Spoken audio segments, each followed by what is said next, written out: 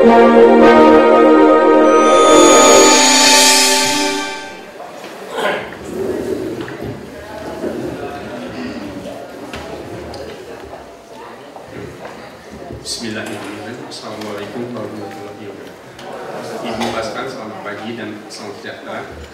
Pada sesi ini kami akan bertemu dengan para media dan mungkin nanti juga kita akan mendengarkan atau kami akan menyampaikan hal-hal apa yang telah kami kerjakan dalam rangka pemilihan calon rektor Universitas periode 2015-2016. Kemudian sebelum panitia menyampaikan agak baiknya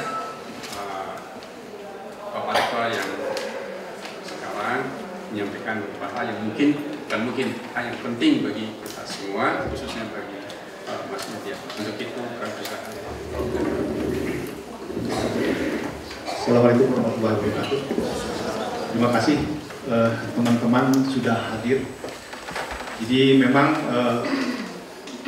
Unpad sekarang ini sedang dalam proses untuk pemilihan rektor untuk periode 2015-2019. Sebetulnya Unpad sudah menjadi perguruan tinggi negeri berbadan hukum.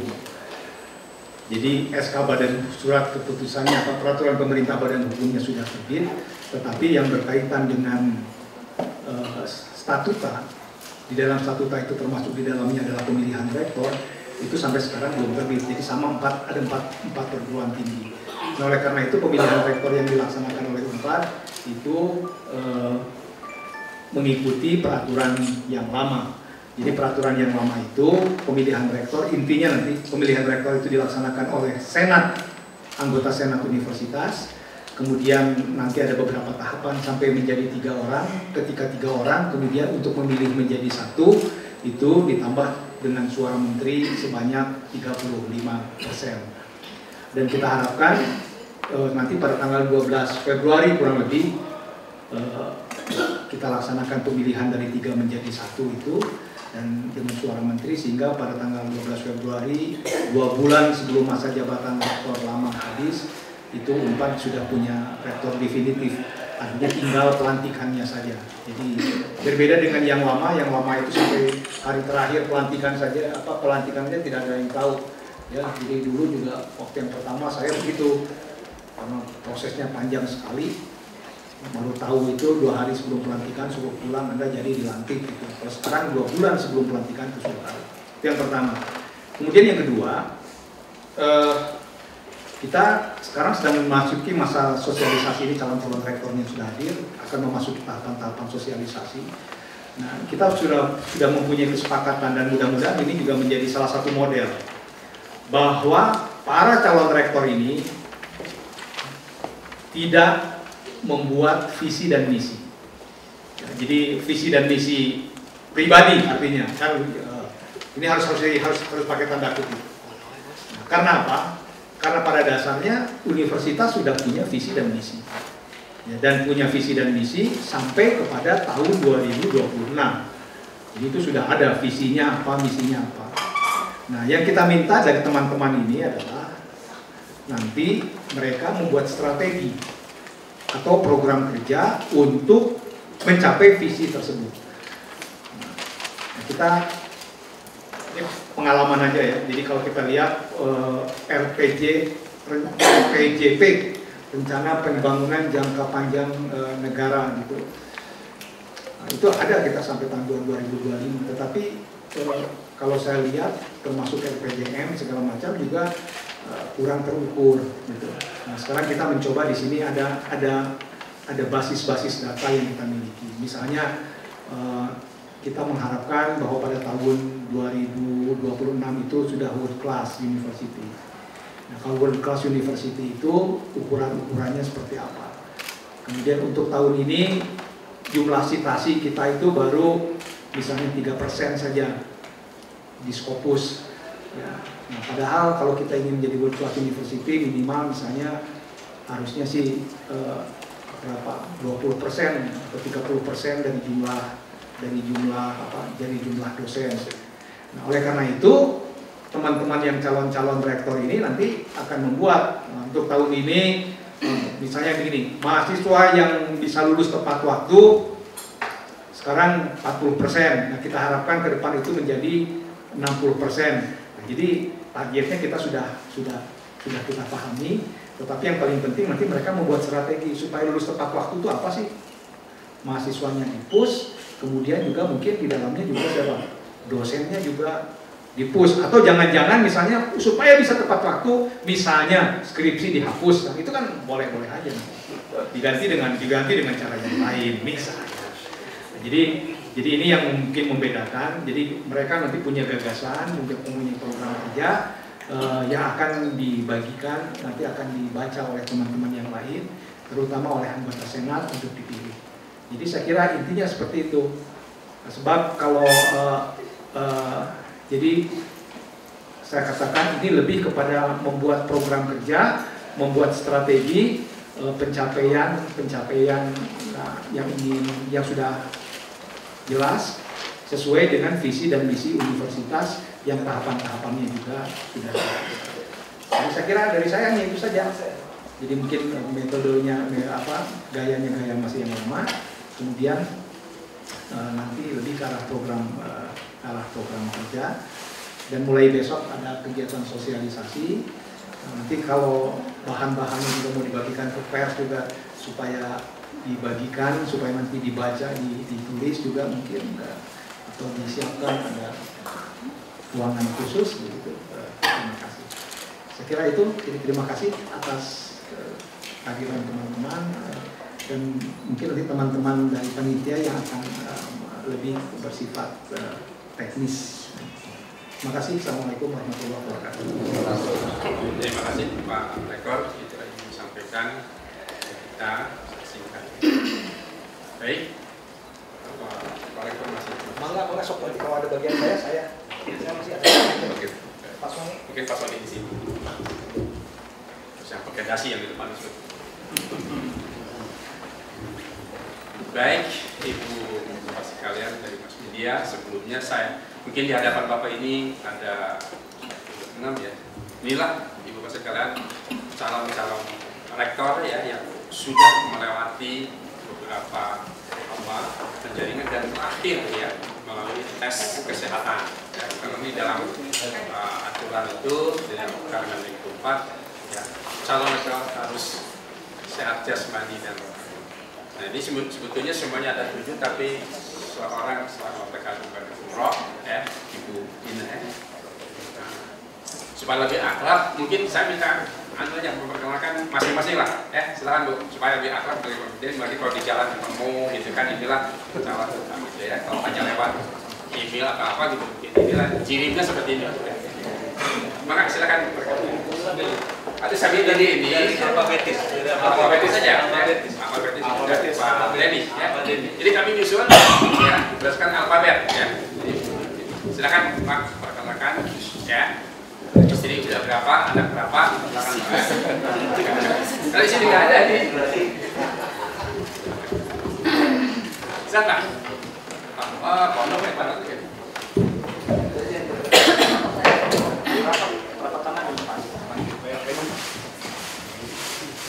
Ini kalau secara tertulisnya seperti ini ya, tapi ya mungkin Pak Denny bisa menyampaikan apalah selain ini, mungkin gagasannya apa singkat tapi Pak ya, karena ini singkat aja.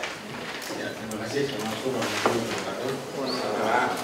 Saya memperkenalkan diri, nama saya Denny Kurniadi, saya dari Fakultas Pertanian 4. Jadi status saya satu istri satu anak.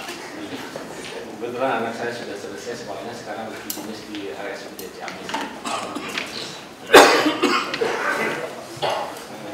Apalagi Pak yang diceritakan?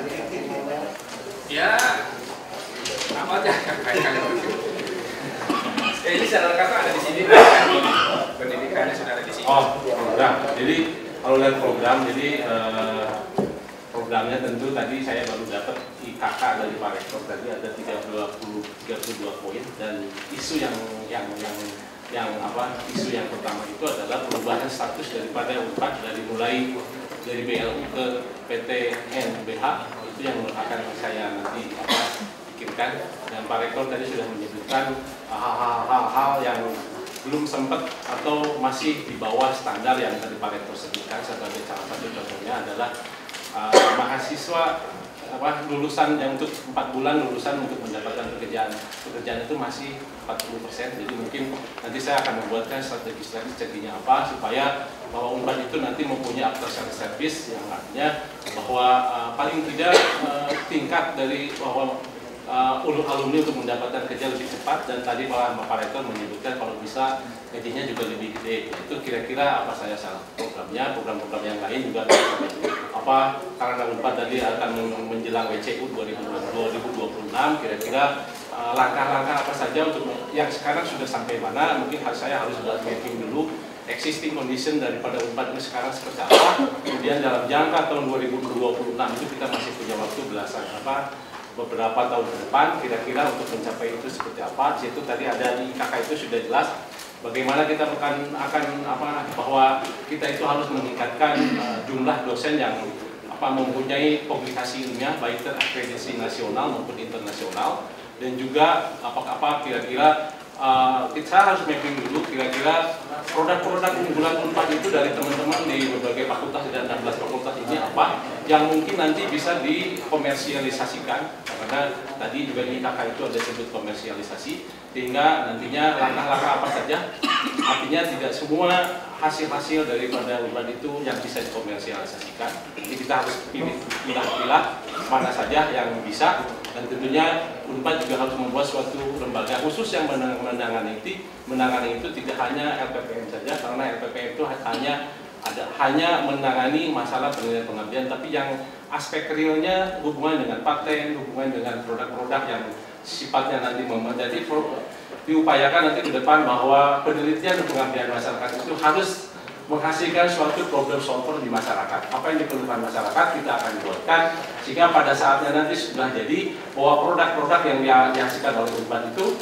bisa dijual dan harus mempunyai ciri khas. Kita mungkin UNPAD ini masih di bawah universitas-universitas yang sudah besar, jadi kalaupun kita bersaing, kita harus mapping siapa lawan kita, sehingga kita harus kira-kira yang belum dikerjakan orang lain, kita bersaing mungkin dengan ITB. ITB sudah jauh lebih dahulu dari kita. Kita mungkin kira-kira yang belum dikerjakan orang lain, kita harus dalami itu, kemudian jadi produk unggulan, dan itu mungkin insya Allah bisa dijual ke industri dan stakeholder, sehingga itu yang disebut komersialisasi yang tadi Pak Rektor sebutkan. Mungkin itu sebentar Pak. Terima kasih.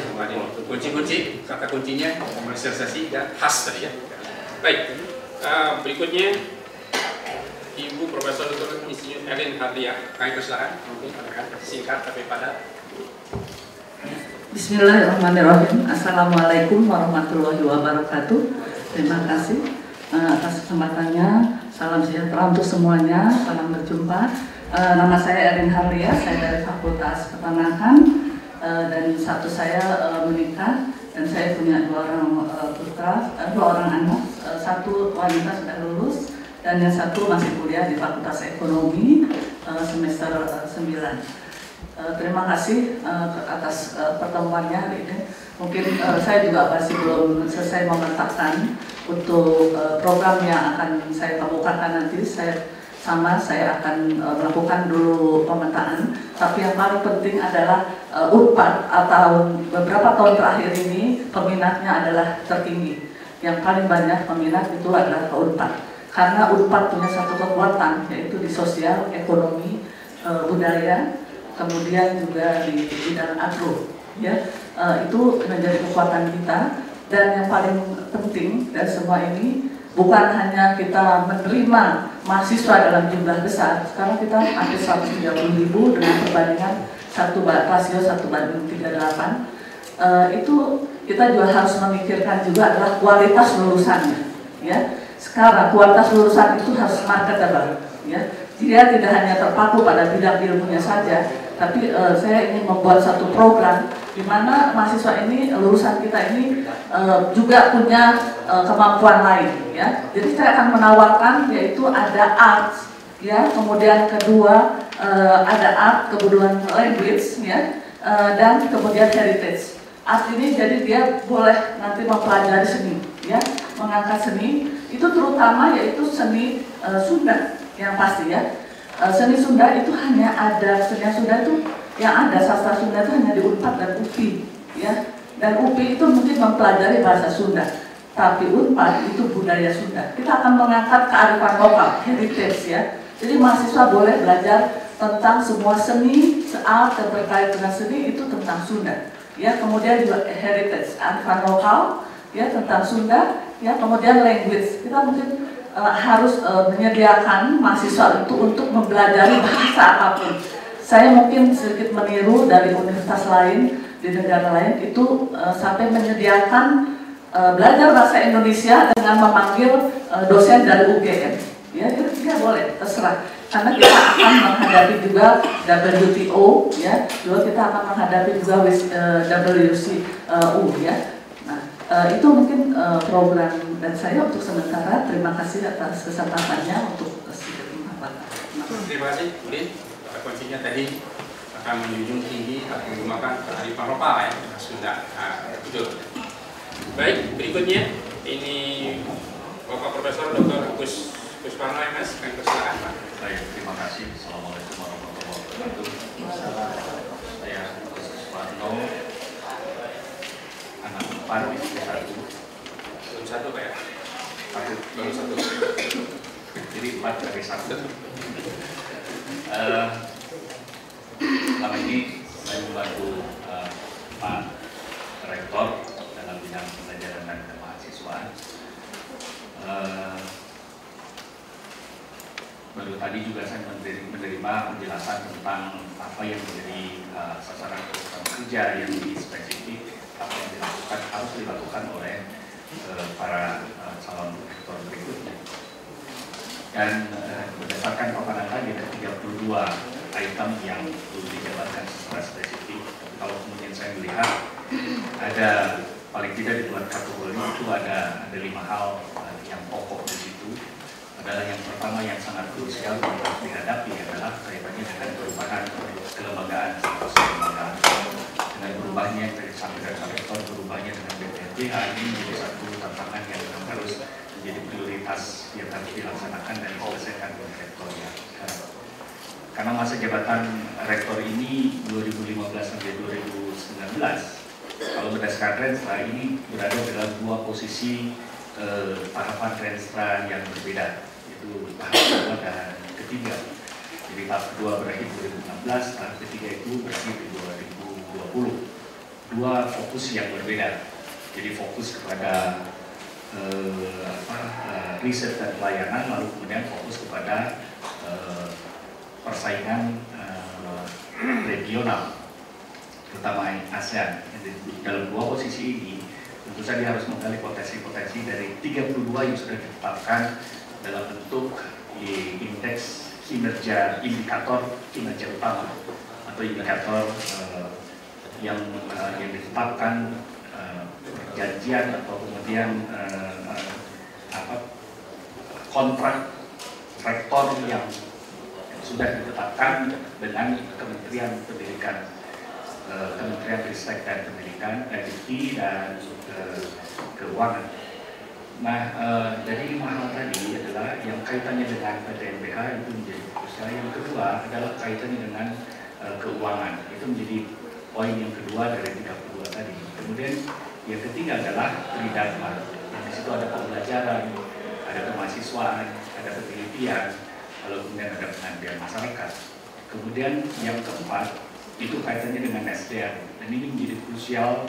Saya kira SDM menjadi hal yang penting juga karena ketika berhadapan dengan jumlah mahasiswa yang banyak, peminat luar biasa, lalu kemudian tidak dukung SDM yang baik itu menjadi juga berbagai. Dan kemudian yang terakhir adalah kaitannya dengan asesmen dan pelayanan itu sendiri. Di asesmen, kami misalnya memiliki standar-standar nasional dan internasional, dan kelima inilah yang insya Allah akan kemudian saya kembangkan menjadi satu program-program yang lebih spesifik yang saya katakan. Paling tidak 2015 menjadi acuan utama yang pertama harus dilakukan karena itu menjadi fondasi untuk mencapai 2015 sampai 2019. Terima kasih. Baik, terima kasih Pak Kus.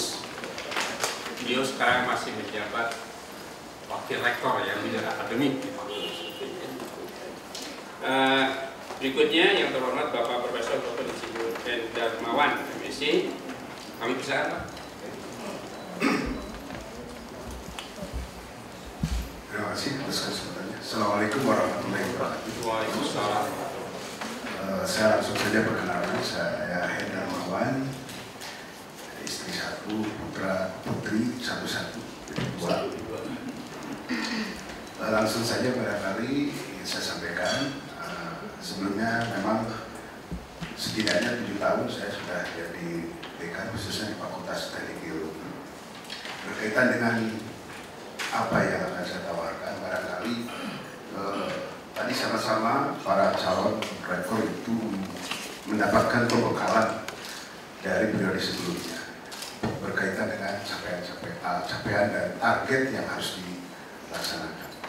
Tentu saja berbarengan dengan pemilihan yang akan datang, saya ingin menawarkan bahwa ada hal yang sangat katakanlah menjadi prioritas di UNPAD. Pertama, berkaitan dengan tantangan dan potensi. Dari sisi tantangan tadi sudah disebutkan. Satu adalah terkait dengan ini yang akhir 2015. Bagaimana masyarakat ekonomi ASEAN itu akan ditetapkan. Yang lebih berhubungan adalah tentu saja masalah tenaga kerja. Pasti itu kita akan berkaitan dengan daya saing lulusan Universitas Brawijaya. Di sisi lain adalah globalisasi, jadi dari mulai informasi dan sebagainya. Nah, tentu saja ini saya melihat bahwa UNPAD ini sebetulnya punya potensi. Beberapa bagian itu memang sudah melesat, harus diakui. Fakultas Kedokteran dan lain-lain ada. Nah, ini potensi-potensi ini memang kalau yang berserakan, ya, bertebaran, tersebar itu diangkat dan dipadukan, tentu memiliki keunggulan-keunggulan yang bisa menjadi daya ungkit bagi seluruh sivitas akademika. Jadi tidak ada katakanlah ya dengan tadi mengangkat unggulan-unggulan UNPAD ini, ada merasa bagian yang katakanlah merasa yang besar dikecilkan, sebaliknya hanya mengangkat yang belum terangkat begitu. Tetapi ini akan menjadi satu kesatuan yang seri. Saya yakin itu bisa mengunggulkan secara bersama-sama. Dan fakta-fakta saya kira bisa dilihat di UNPAD sendiri oleh Bapak-Bapak dan Ibu sekalian bahwa daya ungkit ini menyebar ke seluruh sivitas, ya. Jadi tidak hanya dosennya saja, mahasiswanya juga dan sebagainya. Kemudian sumber daya manusia dalam hal ini tentu saja UNPAD punya dosen. Dosen cirinya tentu saja punya penguasaan ilmu. Nah, kalau ini dipadukan, ya, dan tentu saja seorang pimpinan harus menjadi pembuka jalan. Kalau dia dipadukan, saya punya keyakinan bahwa tidak hanya unggul di dalam tridharma ya pembelajaran, ujung-ujungnya adalah lulusan kita juga punya daya saing, tidak usah disebutkan lagi. Nah, jalannya saya kira di UNPAD sudah berjalan sebetulnya, tinggal optimalisasi, dipetakan betul atau multidisiplin itu bergabung dan itu menjadi kekuatan untuk produk yang bisa unggul, ya. Tidak hanya di nasional, saya kira tataran paling tidak ASEAN. Yang ketiga adalah bagaimana aktivitas tadi untuk mencapai keunggulan tadi tentu saja terus terkait dengan stakeholder. Stakeholder bisa pelaku usaha, bisa industri, bisa barangkali Pemda, litbang terkait, ya, dinas, departemen teknis, masyarakat. Saya kira kalau ini dioptimalkan, maka tidak hanya tridharma, tapi dalam konteks riset, ya, pembelajaran dan sebagainya, mahasiswa terus diajak untuk mengenal lebih dekat dengan katakanlah lapangannya, ya. Jadi ini berhubungan sekali. Airnya daya saing juga. Ini harus didukung oleh Unpad tadi pengelolaan, kelembagaan pengelolaan, dan jangan lupa masalah keuangannya. Terlebih sekarang berkaitan dengan tantangan yang berikutnya adalah status Unpad tadi sudah dinyatakan menjadi PTNBH. Mengelola, punya otonomi sendiri, tetapi harus sustain.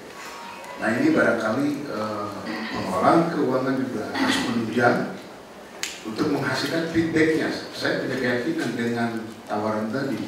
Jadi bagaimana keunggulan itu yang tersebar itu diraju, kemudian diangkat begitu, yang maju makin maju melesat, dipadukan begitu dengan kebersamaan. Saya yakin tadi yang ingin dicapai visi misi mudah-mudahan insya Allah jauh lebih cepat dari yang sudah ditetapkan.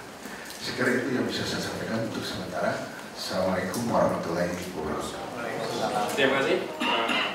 Dan berikutnya karena Ibu Ina tidak hadir, kami persilakan Profesor Dr. Rina Indah-Stuti. Terima kasih. Assalamualaikum warahmatullahi wabarakatuh. Nama saya Rina Indah-Stuti. Di Unpad itu masuk sebagai PNS tahun 1980, menyelesaikan S3 di Jepang. Bidang ilmu saya adalah ekonomi, lebih ke apa itu majornya adalah ekonomi perbankan dan industri. Pernah secara struktural itu menjabat ketua jurusan, juga pernah ketua laboratorium penelitian. Mungkin kalau teman-teman wartawan senior, saya banyak kenal bidang ekonomi pada kurun dekade tahun 1990-an ke 2000. Rasanya saya aktif menulis koran untuk ekonomi Indonesia dan Jawa Barat.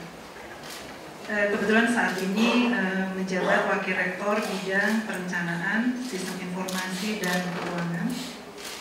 Sebelumnya pembantu rektor 2 bidang administrasi keuangan. Saat ini penuh waktu di pengelolaan universitas. Walaupun sebetulnya saya besar di penelitian.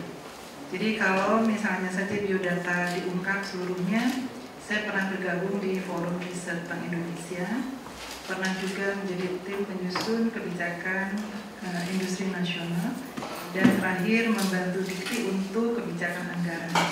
Namun 7 tahun ini praktis tidak melakukan kegiatan di luar, itu adalah full di Unpad. Anak 2, yang besar sudah lulus S2 dari Australia, yang kecil sedang tugas akhir. Jadi praktis sebetulnya waktu sering kesepian kalau di rumah, jadi terpaksa bekerja untuk Unpad. Kira-kira itu. Suami sama sibuk gitu ya. Jadi praktis sebetulnya pelarian kesempatiannya adalah bekerja. Ada hal yang ingin saya sharing. Mengapa katakan saja saya ikut berminat di pencalonan rektor ini. Ini sekali lagi juga Bismillahirrahmanirrahim saja.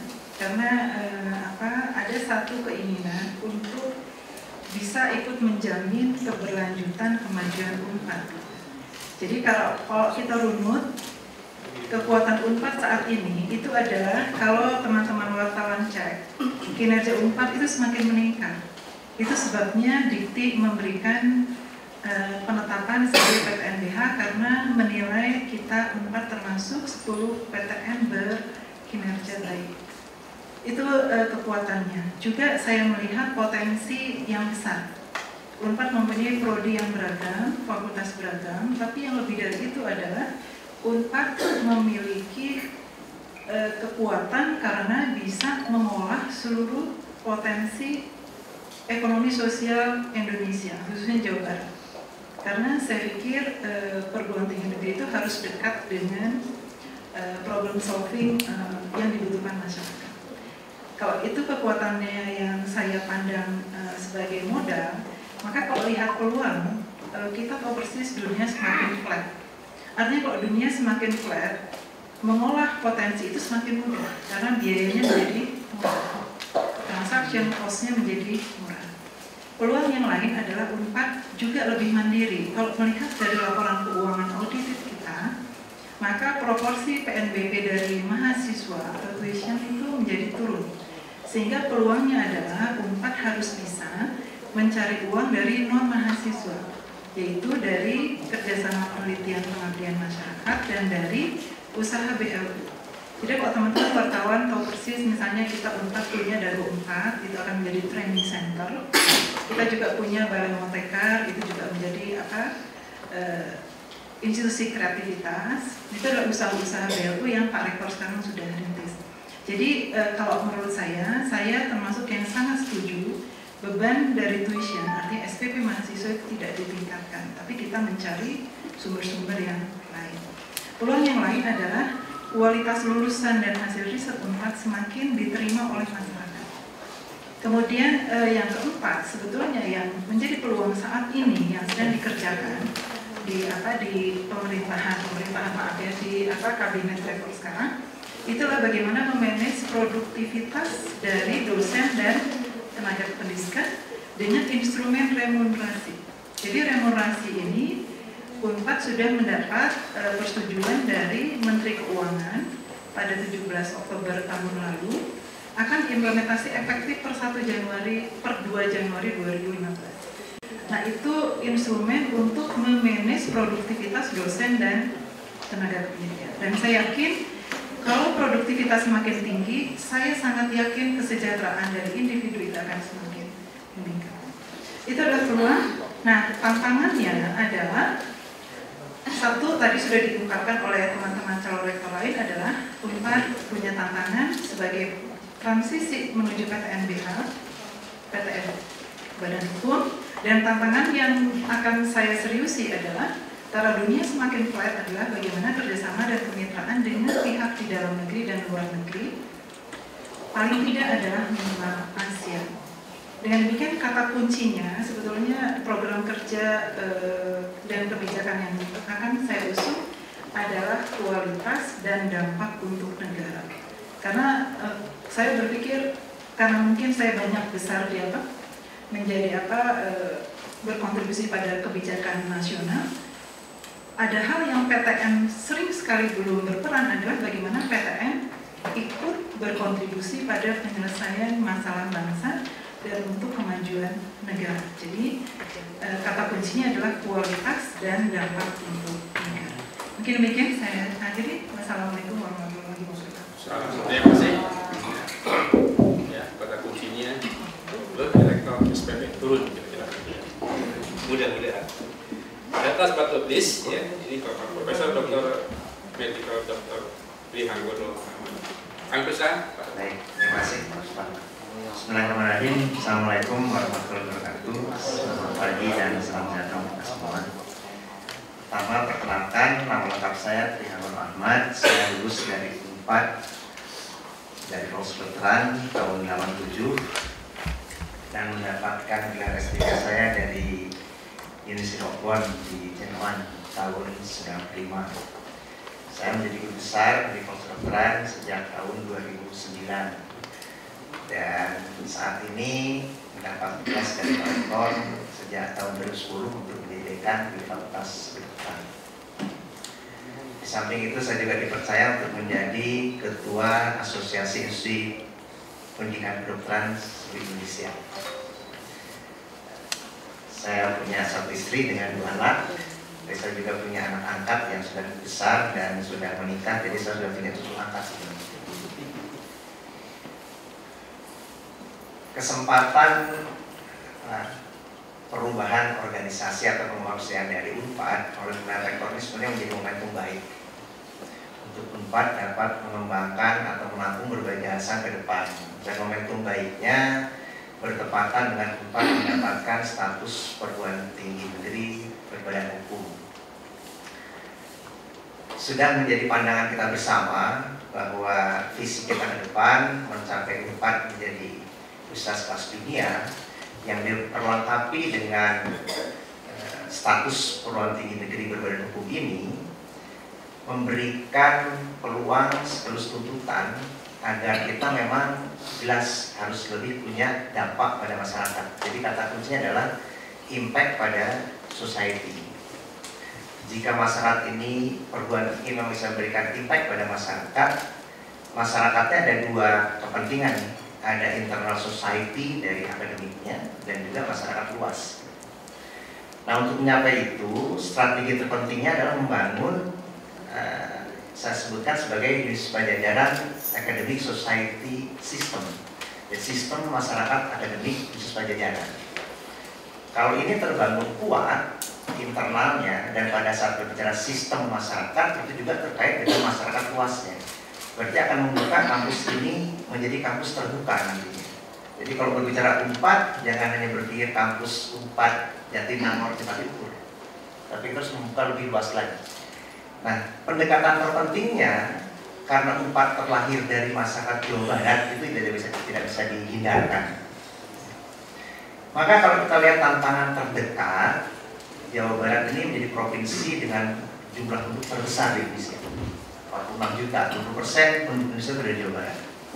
Dengan investasi nasional 50% lebih ada di Jawa Barat. Padahal tantangannya dalam membenahi pembangunan IPM Jawa Barat itu kalau kita lihat secara nasional itu masih di aspek pertengahan, kita belum bisa loncat jauh ke depan. Maka jika kita bisa memberikan impact pada masyarakat Jawa Barat saja, ini sudah memberikan nilai terhadap 20% pembangunan nasional.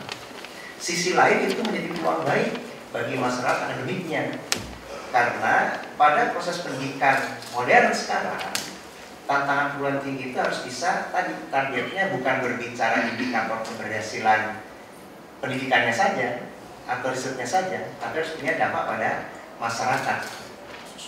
Kalau masyarakat ini, society impact ini tidak muncul, itu sering disebut perguruan tinggi maju sendiri menjadi menara daging. Tapi sisi lain pada saat kita memanfaatkan masyarakat ini, itu menjadi peluang bagi resource universitas itu sendiri. Satu hal tadi. Nah, itu bisa dicapai kalau proses pendidikan, riset, dan pengabdian ini menjadi bagian yang terintegrasi. Nah, prinsip integrasi ini dalam bidang keilmuan juga sudah harus pendekatannya transdisiplin, nggak bisa lagi pendekatan per fakultas. Nah, dengan pendekatan terintegrasi ini, maka berbagai potensi yang begitu kuat ada di UNPAD ini dengan konsep UNPAD Ngahiji di dalam, dan Ngahiji ke Jawa Barat itu menjadi potensi yang akan sangat luar biasa. Dan ini meneruskan program yang sudah berjalan berbicara tentang Nyata Jabar. Jadi bukan berarti kita hanya memprioritaskan Jawa Barat, tapi kalau kita bisa membangun Jawa Barat, ini 20% dari mungkin pembangunan nasionalnya. Itu sisi lainnya menjadi potensi bagi UNPAD dalam mengembangkan kapasitasnya juga. Jadi itu hal yang patut kita dorong ke depan. Nah, itu dijalankan dengan mengintegrasikan Tridharma tadi, dengan memunculkan champion grupnya. Ada produk-produk unggulan yang memang sudah dimiliki, karena apapun pada saat kita berbicara ke pentas dunia dari Jawa Barat ini, harus ada apa yang diunggulkannya. Jadi champion grupnya tadi. Kalau ini bisa terbangun, kita bukan hanya sustain terhadap perkembangan UNPAD, tapi jauh lebih penting development ini harus punya dampak pada prosperity, pada kesejahteraan. Jadi yang terbangunnya nanti adalah sustainable prosperity. Ini harus jauh lebih penting ke depan. Untuk itu, tantangan besar perguruan tinggi biasanya pada saat sudah punya potensi ini adalah aspek enterprising-nya. Bagaimana kita bisa membangun enterprise dari berbagai inovatifnya. Jadi kata kunci lainnya membangun akademik inovasi yang mengarah pada enterprising. Tapi jangan lupa, perguruan tinggi sangat diharapkan menjadi garda dari penjaga nilai-nilai. Maka bagian yang bisa memayungi menjaga garda tadi adalah menjaga value yang ada di perguruan tinggi. Dengan kekhasan banyak value Jawa Barat, value Sunda yang memang harus bisa kita bangun sebagai dasar untuk mendorong tadi. Jadi budaya ini harus memang diperkuat. Nah, ke depan aspek pentingnya kita sudah berbicara bukan menjalin mutu lagi, tapi sudah berbicara excellency dan mutu, dari quality assurance ke arah quality excellence. Jadi ini yang diharapkan bisa didorong ke depan. Kalau excellency sudah muncul, world class tercapai, maka kita berbicara UNPAD ini sudah makalangan dunia. Jadi dari West Java kita berbicara ke arah world class. Mungkin itu beberapa hal awal yang dalam pandangan saya bisa kita dorong untuk bisa menjadi gerakan strategik mencapai visi 4 ke depan. Terima kasih. Terima kasih Pak Menteri. Di kata kuncinya yang saya perhatikan efisiensi. Kalau zaman saya masih muda itu ada link and match gitu lah ya. Jadi perguruan tinggi itu tidak jadi materi. Baik, terima kasih Bapak sekalian. Mungkin kami beri kesempatan kepada teman-teman dari mass media apabila mungkin masih ada yang ingin yang ditanyakan lagi lah. Kami kasih waktu beberapa. Silakan, ada yang ingin disampaikan dari mass media, silakan. Mungkin silakan mau ditujukan ke calon yang mana atau Pak silakan. Dan tolong diperkenalkan dari mana.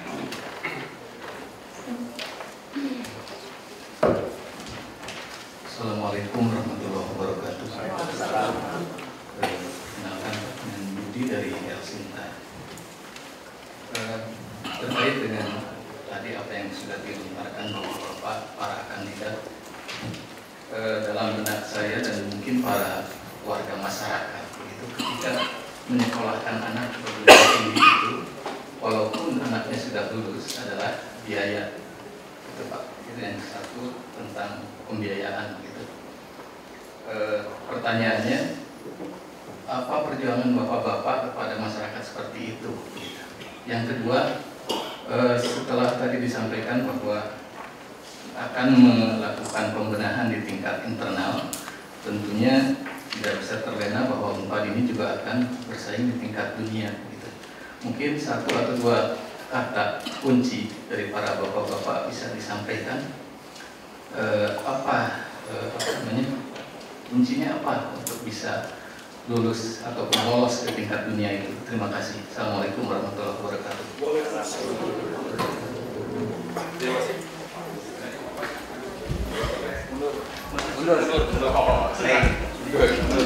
Jadi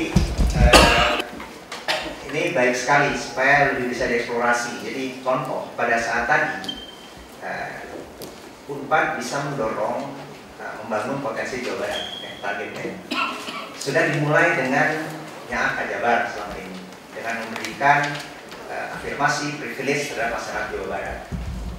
Nanti dengan program seperti ini kita melihat potensi kota, kabupaten, provinsi yang ada. Pada saat kita memberikan kesempatan pada para pelajar Jawa Barat masuk ke Unpad, itu tidak sekedar mereka belajar di sini, tapi potensi kota kabupaten untuk dapat membiayai pun besar. Jadi kami mentargetkan ke depan mestinya bisa. Gitu ya. Mayoritas mereka yang sekolah ke Unpad ini harusnya mendapatkan beasiswa, bukan membayar sendiri lagi. Mulai dari tingkat diploma sampai ke pasca sarjana. Pembiayaan ini dapat dari mana? Dari kerjasama dengan kota kabupaten atau instansi lain. Jadi akademik, bisnis, community dan government terus berjalan. Maka beban pembiayaan tidak jatuh pada peserta didik nantinya. Sisi lain, pada saat pembiayaan muncul dari kerjasama, proses pendidikan sudah integrasikan antara pendidikan riset dan pengabdian atau relevansinya link and match ya, society tadi. Aspek pekerjaan pun sudah mulai muncul sejak proses pendidikan.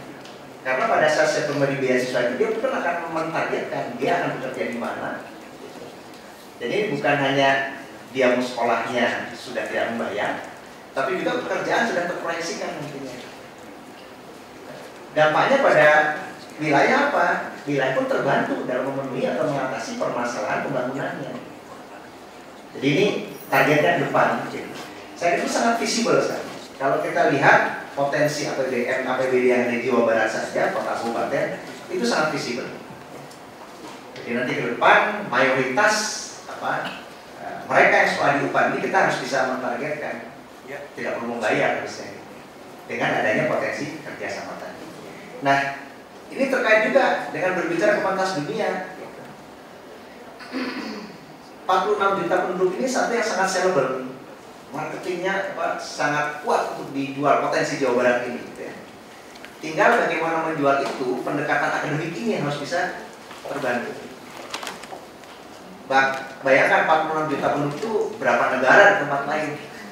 Pada saat Unpad bisa mendorong, mengungkapkan itu menjadi materi yang sangat berharga untuk bisa bersaing di tingkat dunia.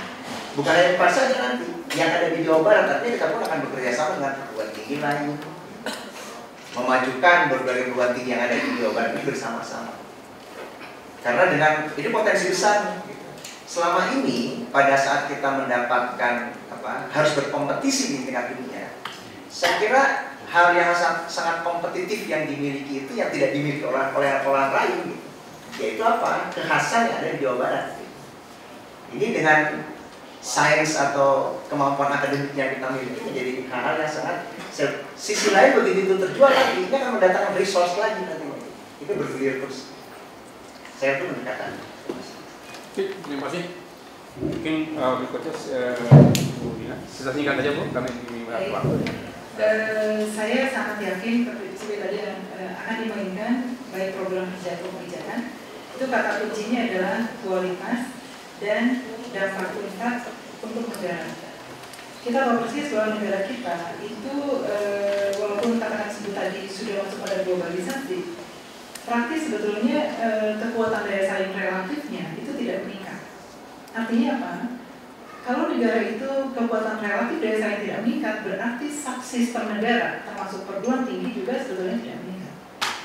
Nah, saya ingin menggunakan referensi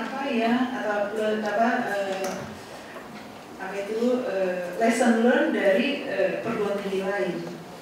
Misalnya saja ambil di ASEAN. Jadi kalau kita lihat sebetulnya kenapa saya yakin tadi kualitas dan dampak itu yang akan dijadikan basis. Dengan kualitas, maka produktivitas itu akan naik.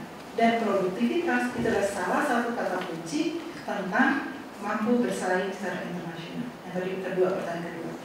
Sekaligus sebetulnya, begitu katakan saja kita punya dampak pada negara, maka ekonomi kita akan naik, Pak. Jadi jangan khawatir. Sebenarnya kalau ekonomi akan naik, daya beli kita akan naik. Mengapa katakan pembiayaan katakan relatif mahal? Karena relatif sudah daya beli masyarakat yang tidak naik.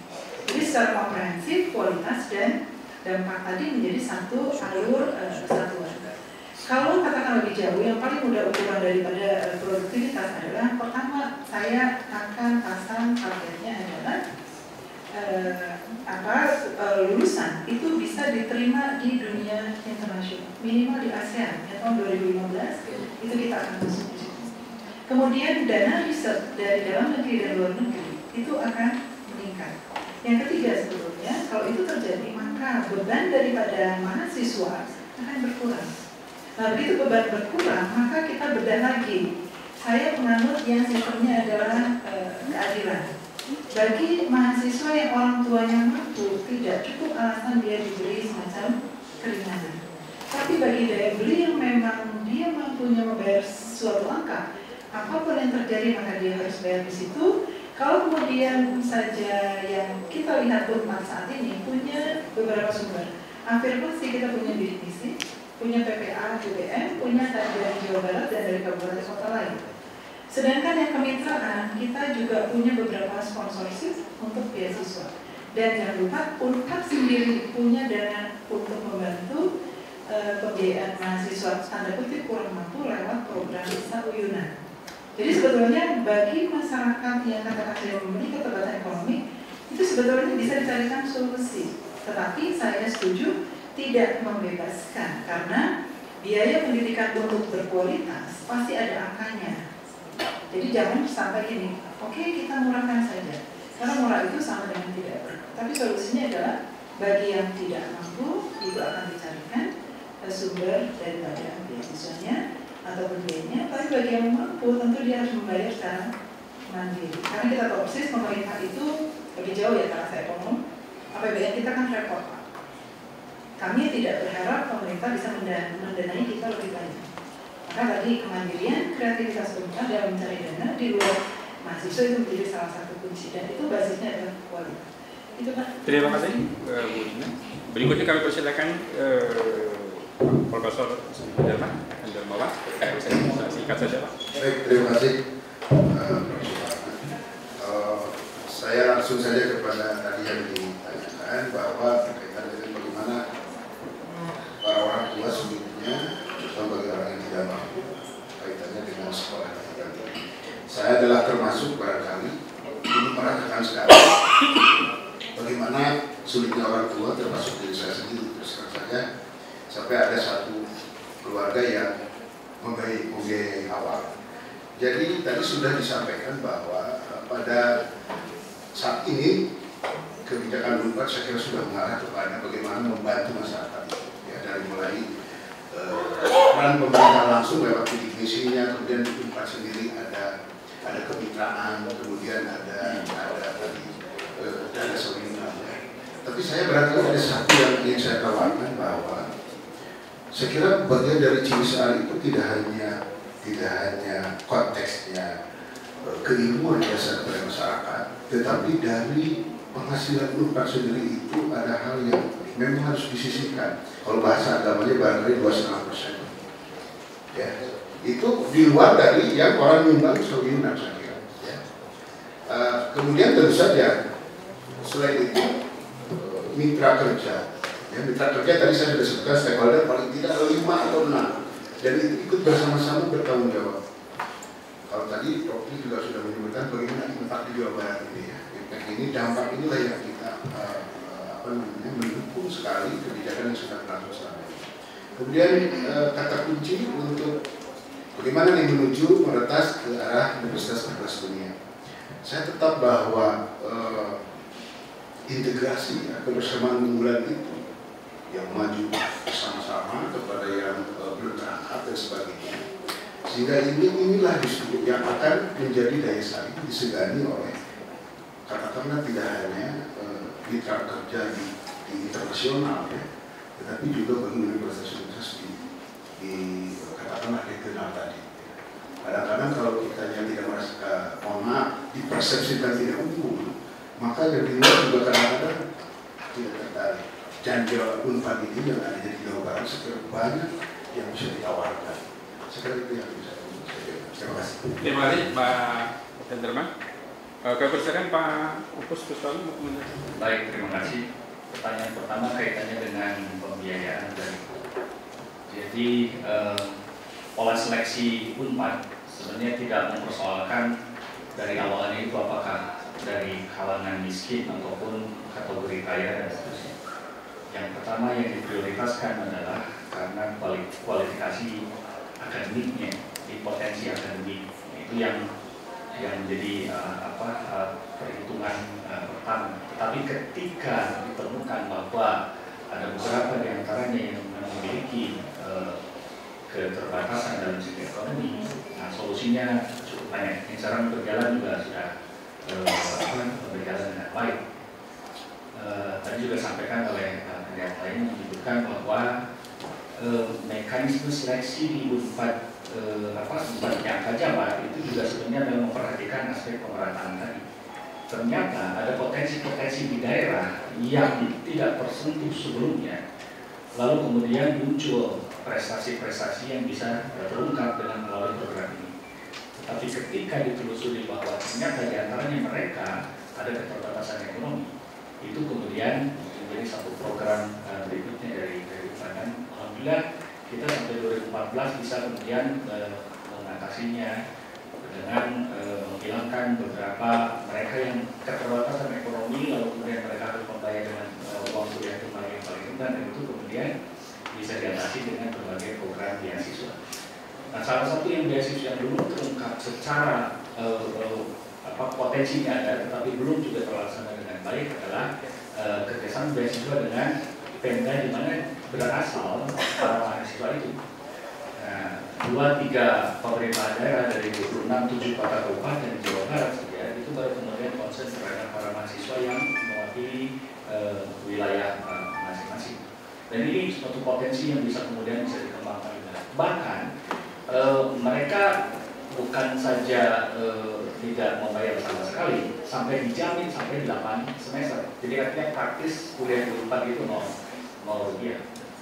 Kalau sekarang persennya adalah sekitar 30-an%, jadi masyarakat miskin, masyarakat yang ekonomi lemah, yang terakomodasi dengan beasiswa untuk angkatan 2014 saja itu terakomodasi sekitar 30%. Saya optimis di tahun 2018-2019 itu kita bisa setengahnya itu bisa terakomodasi oleh program beasiswa ini. Beasiswa kemitraan secara khusus misalnya itu juga salah satu yang bisa kemudian menjadi solusi. Berapa bukan dana CSR saja, tetapi ada dana dengan pola-pola khusus dan kami juga sudah melakukan sebuah program seperti itu dan ini bisa dilanjutkan kemudian hari. Jadi kekhawatiran para orang tua kalau dengan biaya yang cukup tinggi saya kira tidak. Bahkan dalam kaitan dengan peraturan bahwa sebenarnya Unpad tidak boleh memungut jumlah biaya yang sebenarnya persentasenya itu melebihi dari 30% dari PNBP pendapatan Unpad secara keseluruhan. Jadi memang nilai angka rupiah per uang kuliah ini bisa demikian ditekan dan itu menjadi menjadi alternatif solusi seandainya mereka yang punya kemampuan mereka akan mensubsidi memberikan subsidi kepada mereka yang tidak mampu. Hal yang kedua kaitannya dengan internasionalisasi dalam kemudian bagaimana kita atau kemudian apa yang akan dilakukan. Kalau saya melihat bahwa konsep internasionalisasi dalam satu wujud peraturan sampai kemudian referensi yang sudah ditetapkan sebenarnya adalah potensi lokal atau budaya lokal itu yang kemudian menjadi ditambah. Jadi konsep internasionalisasi bukan kemudian hanya memiliki reputasi secara internasional dalam pengertian menurut standar internasional saja. Hasil penelitiannya ada Intelligence Scopus, jumlah penelitian dan seterusnya, tetapi sebenarnya adalah potensi-potensi lokal atau budaya lokal atau potensi yang bisa dikembangkan, yang bisa ditawarkan menjadi unik. Nah, salah satu yang bisa kemudian dikembangkan dan itu sudah tereksplisit di dalam range yang sudah ditetapkan oleh pendahulu adalah potensi budaya lokal sudah. Dan salah satu yang bisa dikembangkan adalah sebenarnya keunikan budaya ini lalu kemudian ditawarkan dalam bentuk-bentuk yang berbeda, apakah itu kemudian kajian keilmiannya, pusat studinya, lalu kemudian atraksi budaya dan seterusnya, itu kemudian menjadi salah satu daya tarik. Dan kalau kemudian hasil penelitiannya, hasil budaya ini kemudian diketahui secara internasional, itu juga bagian salah satu juga bagian internasionalisasi. Terima kasih. Terima kasih. Berikutnya kami persilakan Bu Eli, singkatnya. Assalamualaikum warahmatullahi wabarakatuh.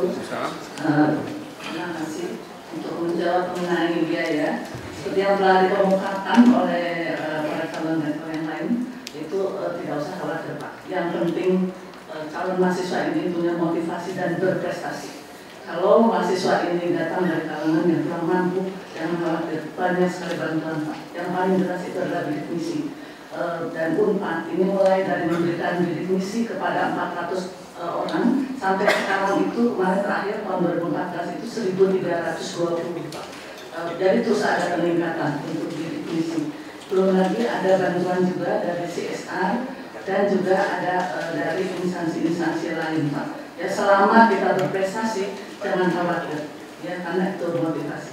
Kemudian yang kedua mengenai untuk kita mengangkat ke dunia internasional, kita jangan lupa sekarang itu kita sudah punya namanya HKM kita, Kerangka Kualifikasi Nasional Indonesia. Itu sebetulnya kita karena dunia internasional itu sudah punya IQF Pak, International Qualification Frame.